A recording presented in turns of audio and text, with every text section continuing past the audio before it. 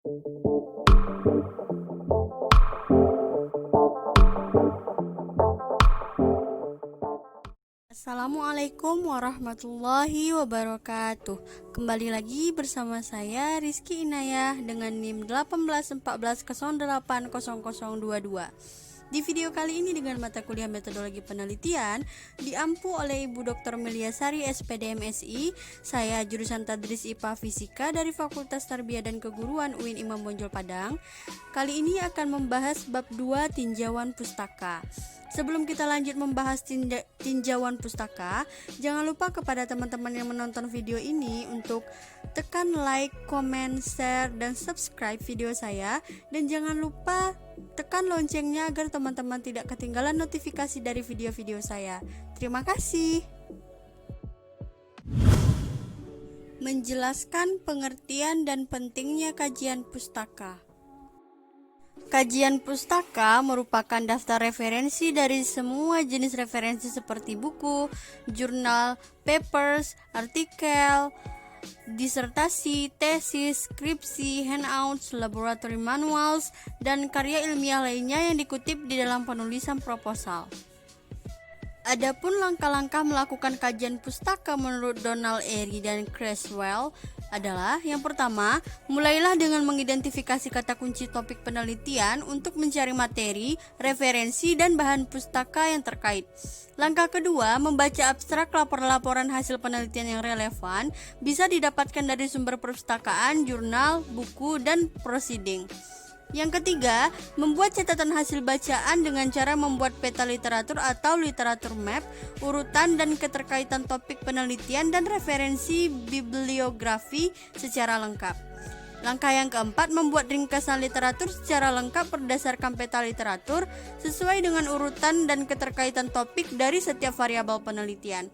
Langkah yang kelima, membuat kajian pustaka dengan menyusunnya secara tematis berdasarkan teori-teori dan konsep-konsep penting yang berkaitan dengan topik dan variabel penelitian. 6.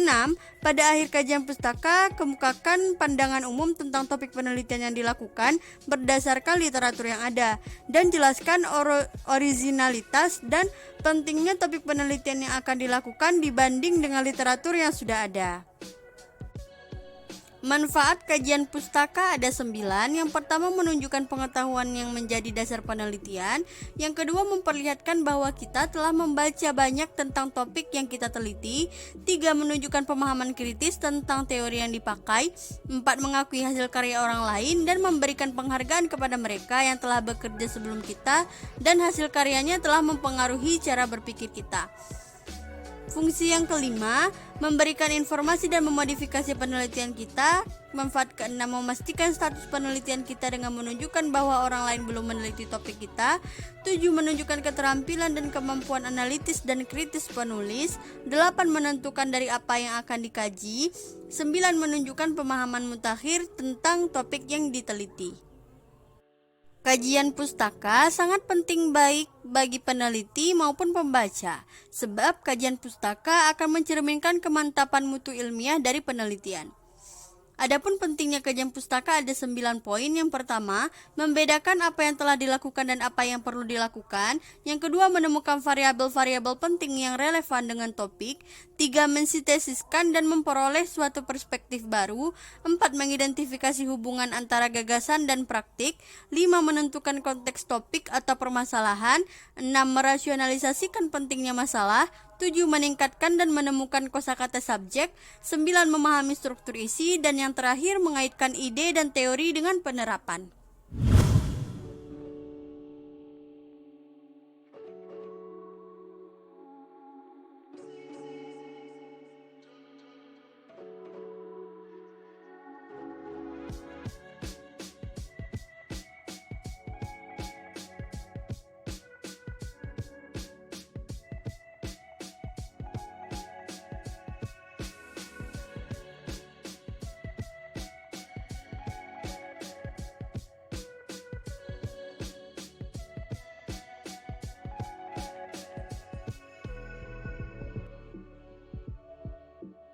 Menjelaskan bagian proposal atau persiapan penelitian yang membutuhkan kajian pustaka. Bagian proposal pertama yang membutuhkan kajian pustaka adalah latar belakang masalah. Bagian ini berisi uraian atau gambaran umum yang dapat diperoleh dari koran, majalah, buku, jurnal, laporan penelitian, seminar, atau keadaan lapangan mengenai hal-hal yang ada kaitannya dengan masalah yang diteliti. Bagian proposal yang kedua adalah rumusan masalah. Bagian ini merupakan pengembangan dari uraian latar belakang masalah yang menunjukkan bahwa masalah yang akan ditelaah memang belum terjawab atau belum dipecahkan secara memuaskan. Bagian proposal yang membutuhkan kajian pustaka berikutnya adalah tujuan penelitian. Bagian ini memberikan gambaran yang khusus atau spesifik mengenai arah dari kegiatan kajian kepustakaan yang dilakukan, berupa keinginan realistis peneliti tentang hasil yang akan diperoleh. Yang keempat, kegunaan penelitian. Bagian ini memberikan gambaran yang khusus atau spesifik mengenai arah dari kegiatan kajian kepustakaan yang dilakukan, berupa keinginan realistis peneliti tentang hasil yang akan diperoleh. Yang kelima, metode kajian. Metode kajian menjelaskan semua langkah yang dikerjakan penulis sejak awal hingga akhir.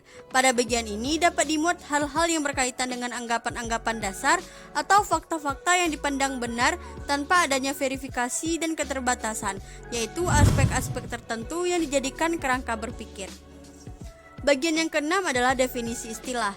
Bagian ini memberikan penjelasan mengenai istilah-istilah yang digunakan agar terdapat kesamaan penafsiran dan terhindar dari kekaburan. Bagian proposal yang terakhir yang membutuhkan kajian pustaka adalah daftar rujukan. Bahan pustaka yang dimasukkan dalam daftar rujukan harus sudah disebutkan dalam teks. Artinya bahan pustaka yang akan digunakan sebagai bahan bacaan tetapi tidak dirujuk dalam teks tidak dimasukkan dalam daftar rujukan. Menjelaskan cara-cara mengkaji bahan pustaka dan menyusun kerangka berpikir. Cara mengkaji bahan pustaka ada 5. Yang pertama, mengidentifikasi sumber atau bahan yang relevan dengan masalah penelitian. 2. Mencari judul-judul hasil penelitian yang relevan. 3. Memilih dan memilah sumber pustaka yang paling relevan dari hasil penelitian. 4. Menyusun bahan pustaka mana yang paling sesuai untuk mendukung penelitian, menuliskan bagian kajian literatur, dan yang terakhir, menyusun bahan acuan.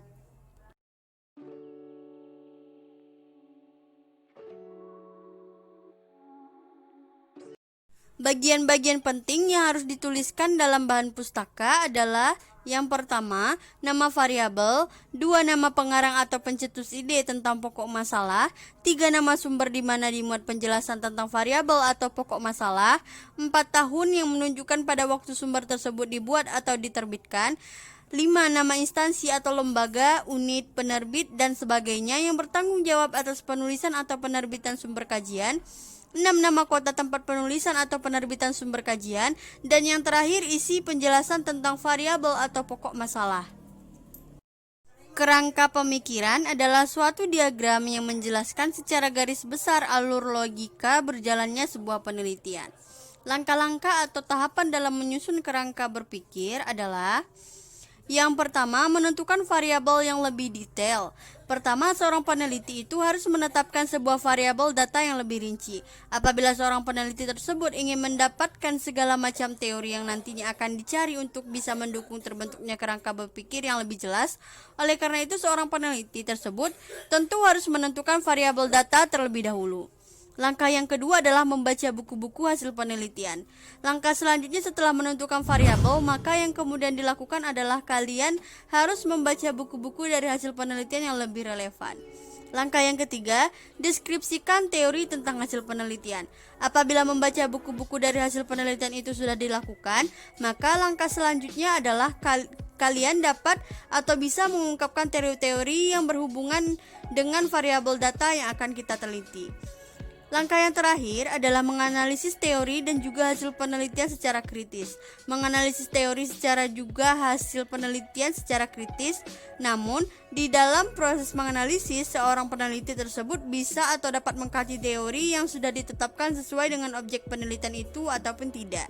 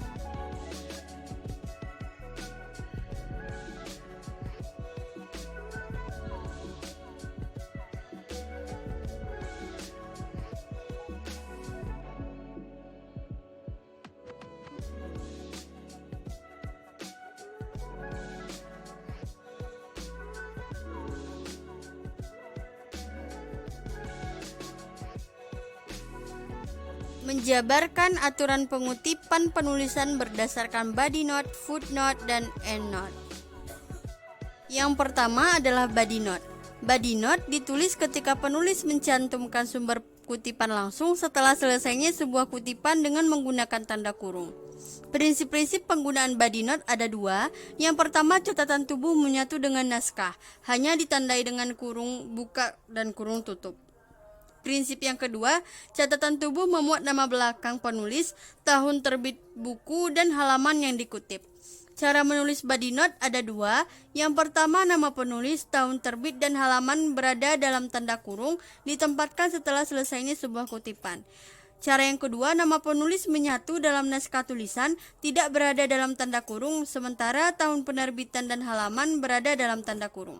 Kelebihan penggunaan body note adalah kemudahan bagi pembaca dalam mengecek sumber sebuah kutipan yang langsung terdapat sebelum atau sesudah kutipan tersebut, tanpa perlu berpindah ke bagian bawah halaman.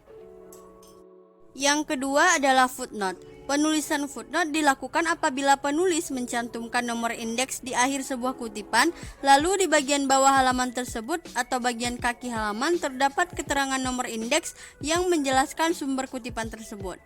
Cara membuat footnote di Word ada 5 langkah. Yang pertama, letakkan kursor di akhir kata atau kalimat yang ingin kita tambahkan catatannya. Yang kedua, klik tab reference. Yang ketiga, klik tombol insert footnote. Yang keempat, kursor akan pindah ke bidang catatan di bagian bawah halaman. 5, isi dengan keterangan yang kamu inginkan. Tipsnya adalah klik 2 kali di penanda catatan kaki atau angka atau tanda bintang untuk mengembalikan kursor ke tempat ketikan dokumen semula. Prinsip-prinsip dalam penulisan catatan kaki. Yang pertama, catatan kaki dicantumkan di bagian bawah halaman, dipisahkan dengan naskah skripsi oleh sebuah garis. Pemisahan ini akan otomatis dilakukan adalah sebagai pemenuhan kode etik dengan cara mengklik sebagai penghargaan terhadap karya orang lain untuk memberikan catatan. Prinsip yang kedua, nomor catatan kaki ditulis secara urut, tidak dapat dilakukan dengan mulai dari nomor 1. Artinya catatan kaki pertama di tiap awal bab menggunakan nomor 1, begitu seterusnya. Yang ketiga, catatan kaki ditulis dengan 1 spasi. Yang keempat, pilihan huruf dalam catatan kaki harus sama dengan pilihan huruf dalam naskah skripsi, hanya ukurannya lebih kecil, yaitu Times New Roman size 10, Arial size 9, Tahoma size 9, dan yang keempat, baris pertama catatan kaki menjorok ke dalam sebanyak 7 karakter. Prinsip selanjutnya adalah judul buku dalam catatan kaki ditulis miring atau italik. Nama pengarang dalam catatan kaki ditulis lengkap dan tidak dibalik.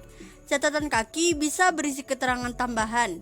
Pertimbangan utama memberikan keterangan tambahan adalah jika keterangan tersebut ditempatkan dalam naskah atau menyatu dengan naskah akan merusak alur tulisan atau naskah. Yang ketiga adalah endnote. Endnote atau catatan akhir adalah catatan referensi yang diletakkan di akhir suatu karya tulis ilmiah sebelum daftar pustaka. Membuat endnote di Microsoft Word ada 6 langkah. Yang pertama,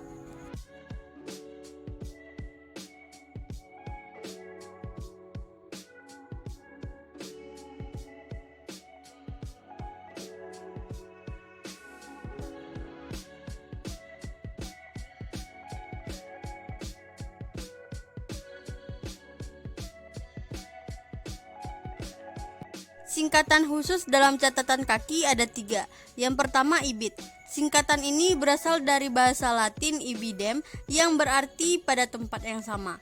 Singkatan ini digunakan apabila referensi dalam catatan kaki nomor tersebut yang sama dengan terdapat berbagai macam pada nomor sebelumnya atau citasi yang dapat diselingi catatan kaki lain jurnal. Yang kedua adalah objek. Setelah diunduh, singkatan ini berasal dari bahasa Latin opera ke dokumen yang berarti pada karya yang telah dikutip. Singkatan ini digunakan apabila referensi dalam catatan kaki pada nomor yang kita tulis sama dengan referensi yang telah dikutip sebelumnya, namun diselingi catatan kaki lain.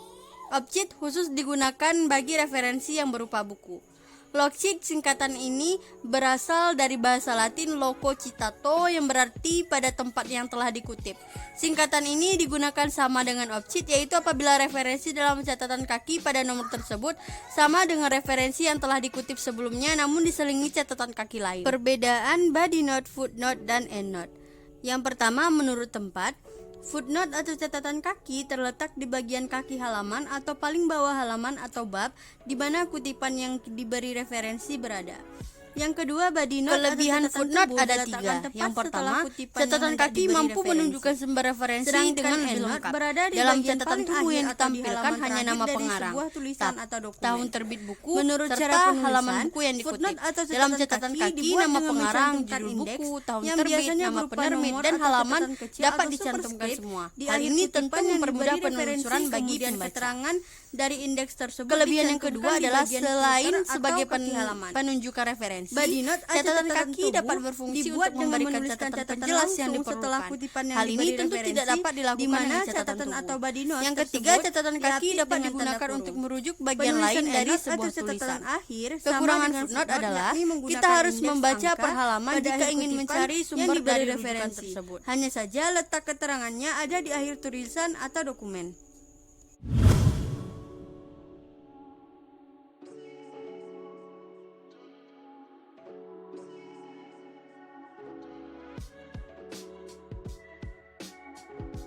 Yang pertama, Microsoft Word akan meletakkan catatan akhir di bagian akhir dokumen. Yang kedua, letakkan kursor di akhir kata atau kalimat yang ingin kita tambahkan catatannya. Yang ketiga, klik tab reference. Keempat, klik tombol insert endnote. 5. Kursor akan pindah ke bidang catatan di bagian akhir dokumen. 6. Isi dengan keterangan yang kita inginkan. Tipsnya, klik 2 kali di penanda catatan akhir atau angka atau tanda bintang untuk mengembalikan kursor ke tempat ketikan dokumen semula.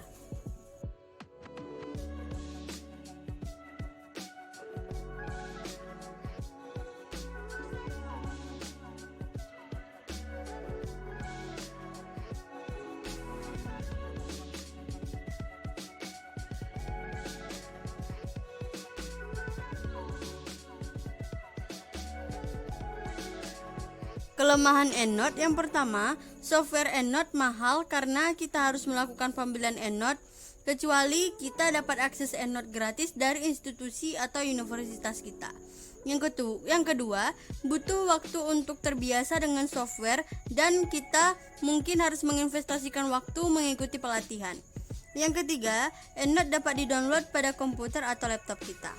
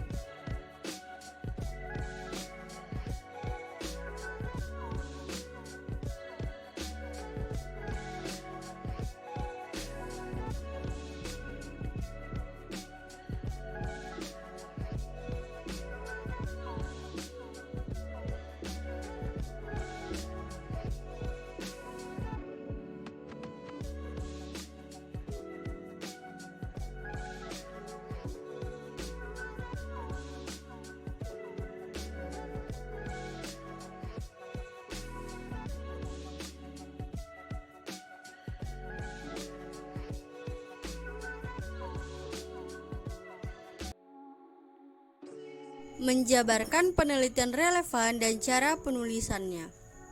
Penelitian yang relevan adalah sumber acuan khusus berupa penelitian yang terdapat dalam jurnal, buletin, skripsi, dan semacamnya. Isi atau konten Kegunaan penelitian yang hipotesis relevan ada 4. Yang pertama, nama peneliti, hipotesis memberikan penjelasan sementara tentang gejala-gejala serta memudahkan perluasan pengetahuan dan hasil penelitian. Yang kedua, yang harus diperhatikan dalam memberikan penelitian suatu yang pernyataan relevan. hubungan yang berlangsung dapat penelitian diuji tersebut dalam penelitian. relevan dengan penelitian yang kita lakukan. Hipotesis Relevan memberikan arah di sini kepada maksudnya penelitian. ialah relevan 4. Hipotesis permasalahan memberikan dan kerangka variabel. untuk melaporkan Yang kedua, kesimpulan perlu dihindari penyelidikan. terjadinya duplikasi penelitian yang mengarah pada plagiarisme. Yang ketiga, penelitian yang digunakan bisa dari penelitian sendiri atau orang lain. Yang keempat, bagian penelitian yang menggunakan sebagian penunjang Cara ialah menguji terletak hipotesis pada bab ada 5 tiga. Yang pertama, penelitian, menarik yaitu kesimpulan pada bagian tentang kesimpulan. konsekuensi-konsekuensi yang akan dapat Langkah-langkah diamati menulis apabila penelitian yang hipotesis relevan tersebut ada benar. 4. Yang pertama, Yang kedua, memilih lihat metode-metode daftar isi penelitian setiap yang akan buku memudahkan dan pilih pengamatan. topik yang Yang relevan ketiga, dengan setiap menerapkan variabel metode yang akan ini serta diteliti. mengumpulkan Yang data kedua, yang dapat cari definisi dianalisis setiap variabel untuk yang akan menunjukkan diteliti apakah pada hipotesis setiap tersebut sumber didukung bacaan. oleh data atau Bandingkan tidak. antara satu sumber dengan sumber yang lain dan pilih definisi yang sesuai dengan penelitian yang akan kita lakukan. Yang ketiga, baca seluruh isi topik buku yang sesuai dengan variabel yang akan diteliti. Lakukan analisa, renungkan dan buatlah rumusan dengan bahasa sendiri tentang isi setiap sumber data yang dibaca. Yang keempat, deskripsikan teori-teori yang telah dibaca dari berbagai sumber ke dalam bentuk tulisan dengan bahasa sendiri. Menguraikan hipotesis. Hipotesis adalah jawaban sementara terhadap suatu permasalahan yang sifatnya masih praduga atau menduga-duga, sebab masih harus dibuktikan terlebih dahulu kebenaran